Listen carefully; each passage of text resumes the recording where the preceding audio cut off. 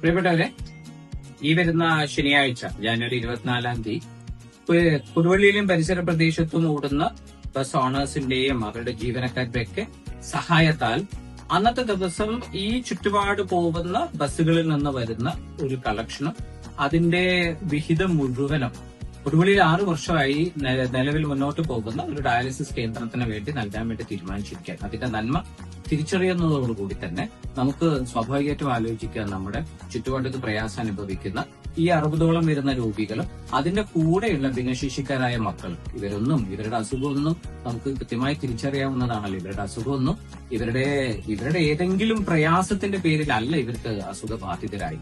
അതല്ലെങ്കിൽ നമ്മുടെ ഈ ഇത്തരം അസുഖമില്ലാത്ത ആളുകൾ അവർ ചെയ്ത ഏതോ ഒരു നന്മയുടെ ഭാഗം കൂടി അല്ല ഇത്തരം പ്രയാസത്തിൽ നിന്ന് അവരൊക്കെ രക്ഷപ്പെട്ടത്. അതുകൊണ്ട് തന്നെ രോഗമെന്നത് ആ രോഗിയുടെയും അവന്റെ കുടുംബത്തിന്റെയും മാത്രം ബാധ്യതയല്ല, നമ്മുടെ ഓരോരുത്തരുടെ ആണെന്നുള്ള തിരിച്ചറിവിന് പുറത്ത് ഡയാലിസിസ് രോഗി അനുഭവിക്കുന്ന പ്രയാസത്തിന്, ഭിന്നശേഷിയായ മക്കളുണ്ടാവുമ്പോൾ ആ കുടുംബത്തിന്റെ പ്രയാസത്തിന് അവരുടെ കൂടെ നിൽക്കാൻ, അതുവഴി അവരെ ജീവിതത്തിലേക്ക് തിരികെ കൊണ്ടുവരാൻ കൊടുവള്ളി തണൽ ചെയ്യുന്ന ഈ പ്രവർത്തനത്തിന്റെ കൂടെ നിൽക്കുന്ന ഈ ആളുകൾക്ക് എല്ലാ അർത്ഥത്തിലുള്ള ഭാവുകങ്ങളും, അതോടൊപ്പം തന്നെ ഈ നാട്, ഈ ചുറ്റുപാട് മുഴുവൻ അവരുടെ കൂടെ നിൽക്കണമെന്ന് കൂടി അഭ്യർത്ഥിച്ചുകൊണ്ട് നിർത്താം.